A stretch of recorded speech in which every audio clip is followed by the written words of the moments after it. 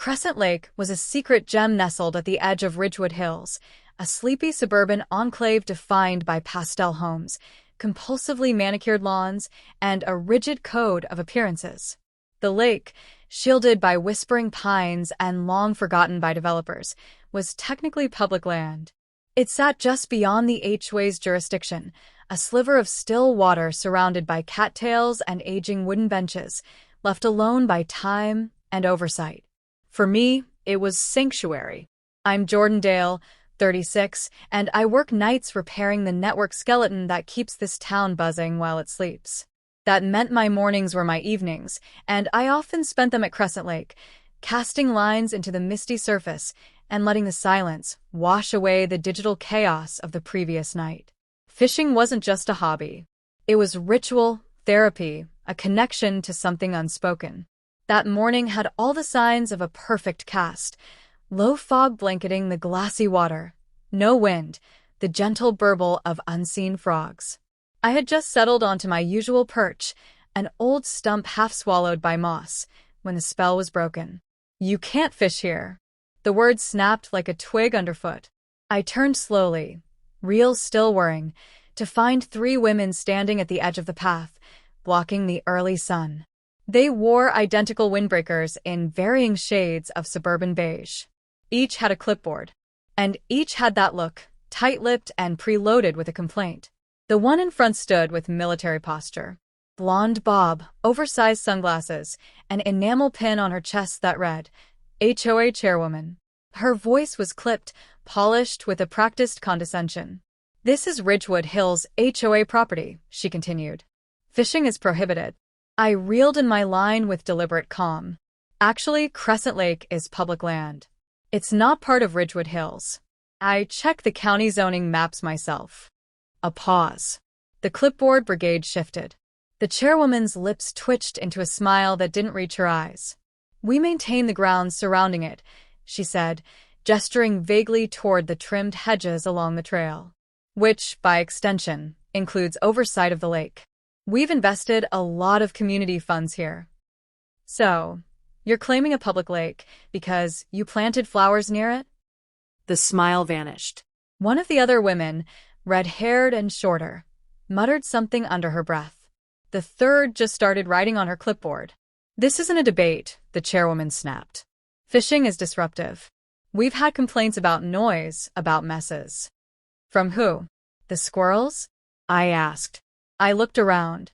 We were alone. Her nostrils flared. "Just take your gear and leave. We'll be informing the authorities." I stared back at her. Part of me wanted to laugh. But something about her tone, something rigid, cold, like a steel trap about to snap shut, warned me this wasn't going to be a one-off encounter. These weren't just neighbors with too much time. They were enforcers. So I left that day. But not because I was wrong. Because I knew people like her didn't fight fair. The next morning, I returned. They had posted a sign, "Private property, no trespassing and no fishing." It was laminated, zip-tied to a post that hadn't been there before. It bore the Ridgewood Hills HOA logo. I took a picture. Then, I cast my line. 10 minutes later, a drone buzzed overhead, camera lens glinting in the morning light. I waved at it. The drone backed off. Later, at home, I filed a police report. Not about the drone, but about the false signage. The officer on duty was polite but non-committal. "It's a civil matter," he said. That night, I couldn't sleep. Not because I was afraid, but because I was angry. Not at the women themselves, but at the entitlement. The presumption of authority where there was none. 2 days later, I came back with my own sign. Public lake, fishing legal. County Code 22.34.8. I planted it next to theirs. Theirs remained. Mine vanished by the next morning. I replaced it. It vanished again. This went on for a week. Then came the flat tires. One, then both. Then the nail on the driver's seat. No fingerprints. No proof. The final straw was the rod. I was mid-cast when I heard footsteps behind me. I turned just in time to see the chairwoman walking up, flanked by her usual duo. No clipboards today.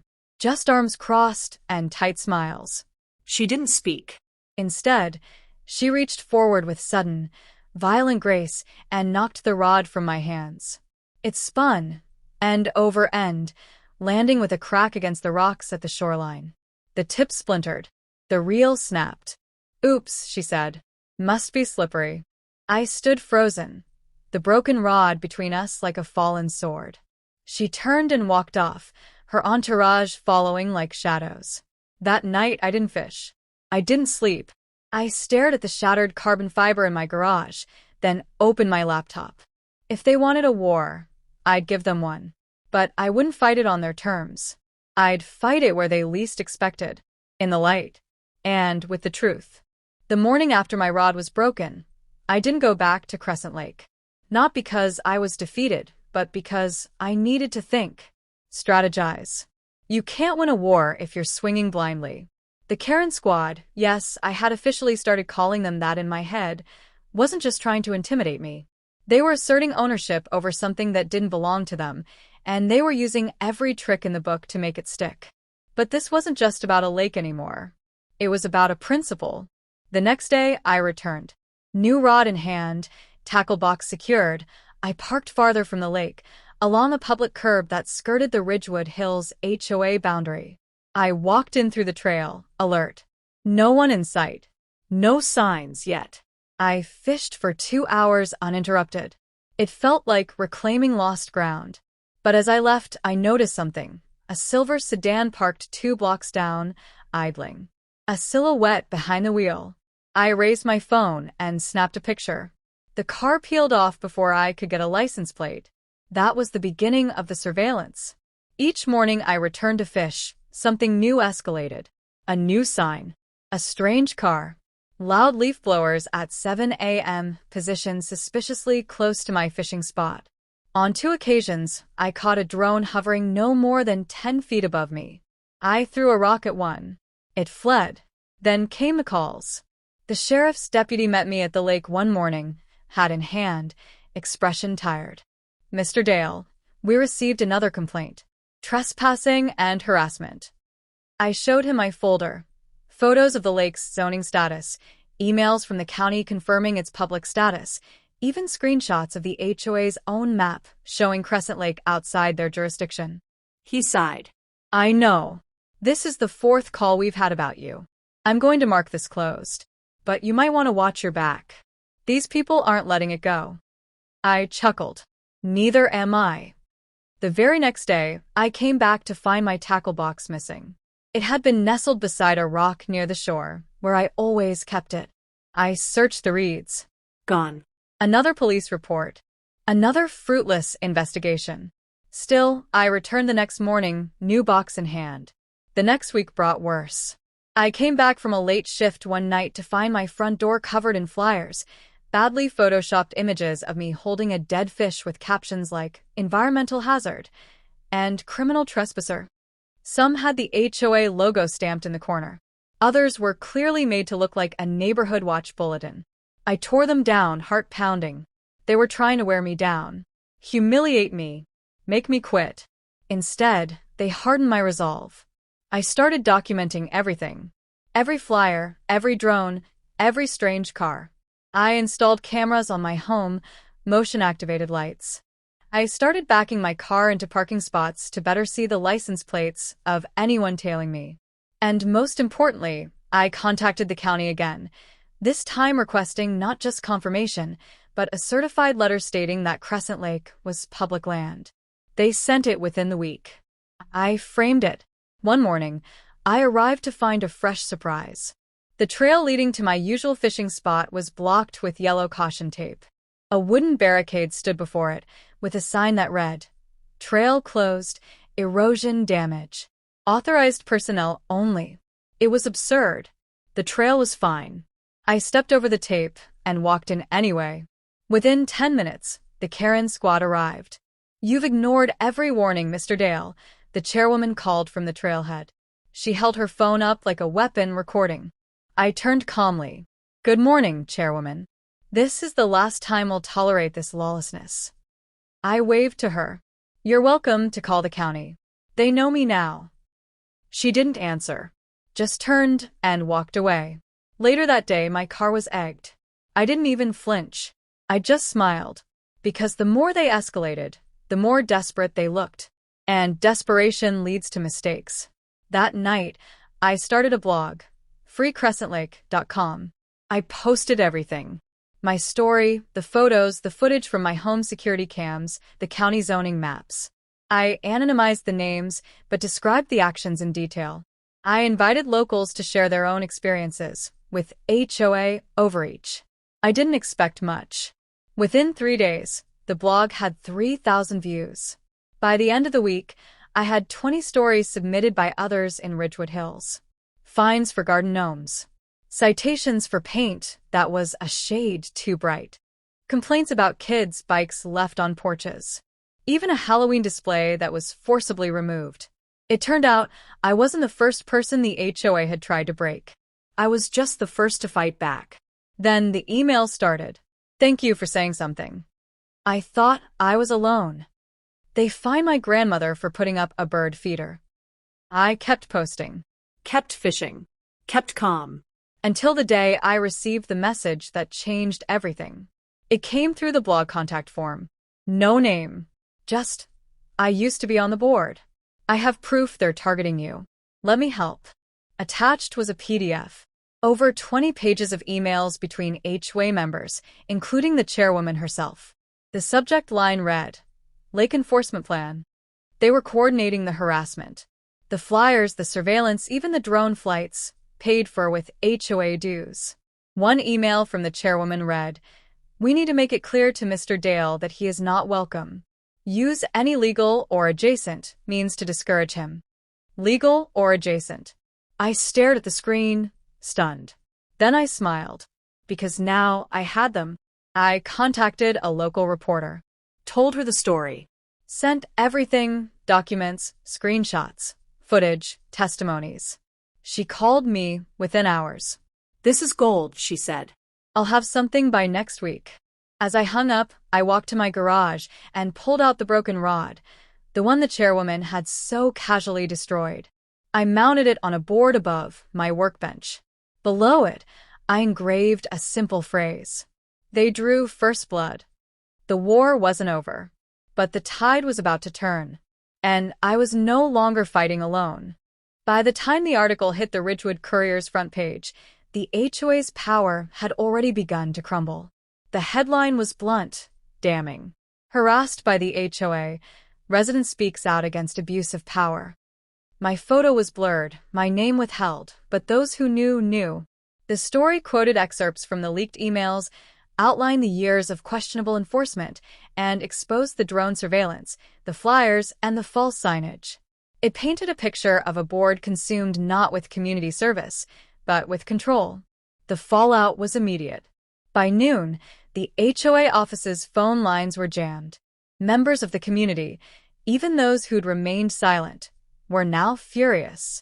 The once tight-lipped neighbors were talking, on Facebook, in group chats, even in the supermarket. The HOA's tactics weren't just overreach, they were personal. That evening, I fished in peace. For the first time in weeks, no one interrupted. But it wasn't over yet. I could feel the silence vibrating with tension, like the pause before a thunderstorm.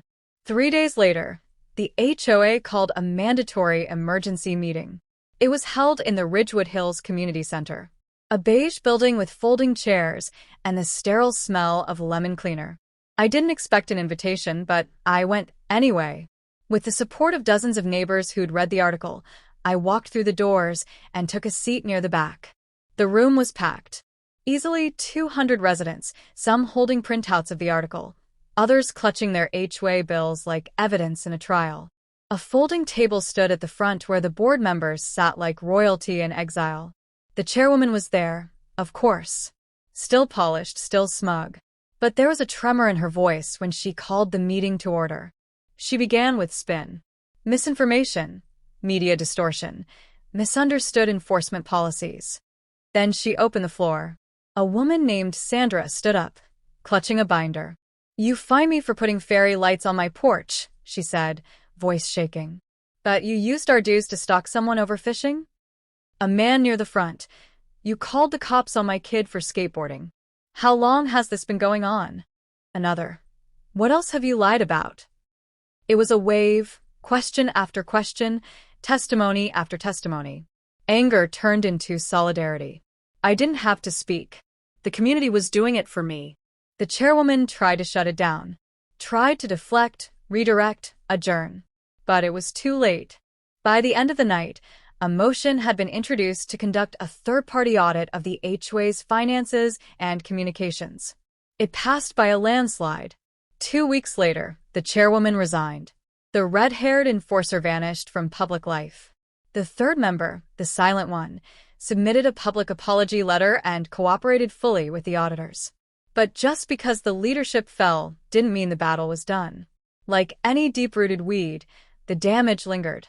I had emails forwarded to me from residents now discovering outrageous citations, unfiled appeals, and fees they never owed. The audit uncovered nearly $37,000 misused, payments for private surveillance, unapproved vendor contracts, even reimbursements for emotional distress allegedly claimed by board members. The HOA was now under formal review by the county. But amidst the unraveling, a different kind of rebuilding had begun. A neighbor named Tom, former Navy, now a quiet handyman, suggested a community vote to form a new HOA board. Not just a replacement, but a reset. We hosted a town hall, this time outdoors, near the lake. We grilled burgers. We shared stories. People brought folding chairs, and kids ran barefoot through the grass. Someone even brought a portable projector and screened footage of me fishing while explaining the county codes that proved the lake was public. It was half rally, half picnic.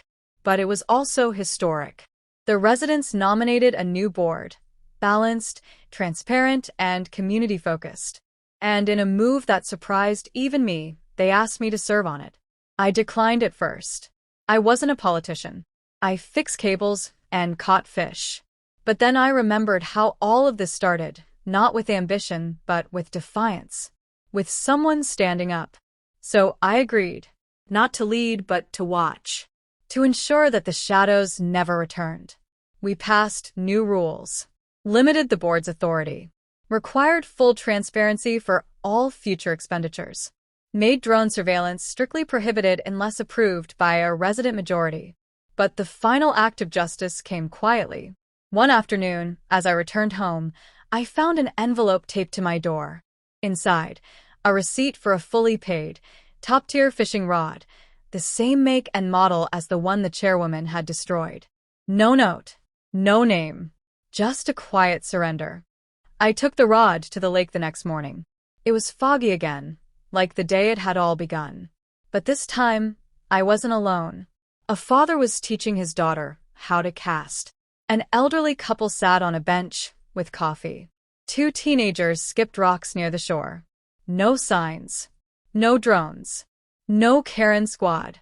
Just Crescent Lake, finally returned to what it always was. A place of peace. And just maybe, a symbol that even the pettiest tyranny can fall, if someone dares to cast the first line.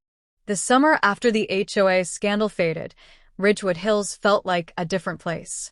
Lawns grew a little wilder. Flags flew freely. Porch swings squeaked under the weight of newfound freedom. Crescent Lake, once a battlefield, had returned to its natural rhythm, a sanctuary for fishing lines and quiet conversations. But not all scars fade evenly. Though the HOA had been restructured and the worst offenders ousted, the county's civil investigation had opened deeper wounds. Former board members were under scrutiny for fraud, with potential criminal charges still pending. But the deeper revelation came from the residents themselves. The blog, freecrescentlake.com, had grown into a platform for broader HOA reform. Stories poured in from across the state. Overreaching boards. Arbitrary fines. Retaliation against whistleblowers. What started as my personal fight had become something more, a movement. One afternoon, I received an email from a producer at a national investigative podcast. They wanted to feature the Crescent Lake conflict in a series on abuse of power in American communities. I agreed. On one condition: anonymity for everyone who wanted it. When the episode aired, Titled The Fishing Line That Snapped a Regime, it drew over 1 million downloads. My voice was altered, but my words were sharp. It wasn't about fishing. It was about power. About what happens when the people meant to protect a community forget they serve it, not rule it. After the episode, messages poured in. I heard from lawyers, community organizers, former HOA board members who had tried to push for fairness and been voted out.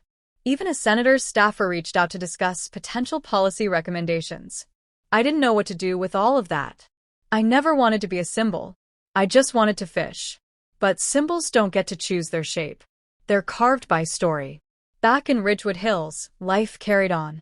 The new board passed a resolution officially declaring Crescent Lake a protected public access zone. It included funding for benches, trash bins, and a small pier, paid for not with new fines, but with redirected legal reimbursements from the former HOA board's misused funds. At the ribbon-cutting ceremony, they asked me to speak. I kept it short. I didn't start this to change the world, just to cast a line where I had every right to stand. But I learned that silence invites erosion not just of land, but of rights. I'm grateful we found our voices before the ground washed away beneath us.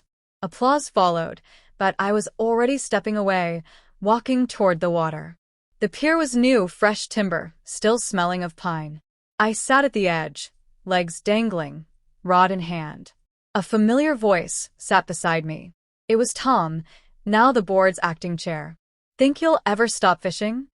I smiled. "Only if they drain the lake." He chuckled. "After what we've been through, they'd have to get through all of us first." As we fished, clouds drifted across the sun. A breeze skimmed the water's surface, sending gentle ripples across it. "Funny," Tom said, reeling in. "They called you a problem, but you turned out to be the solution." "I wasn't the solution," I replied, casting again. "I was just the beginning." That night, I returned home to find another envelope. This time, it wasn't anonymous.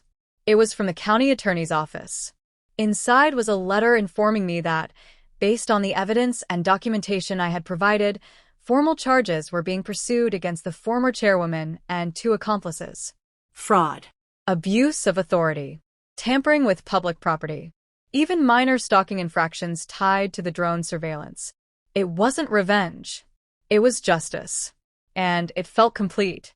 Weeks passed. Life went on. But I noticed something unexpected. Kids began fishing at the lake. Little groups with beat-up rods and mismatched lures. Their parents waved from picnic blankets. No one shooed them away. No one called the cops. Sometimes they asked me for tips. I gave them what I knew, told them where the base liked to hide. And sometimes I told them the story. Not the dramatic version. Not the blog post or the podcast. Just the heart of it. How people tried to steal something that belonged to everyone. How standing still was enough to draw fire. And how, if you stand long enough, others will stand with you. The lake never changed. But we did. And that made all the difference.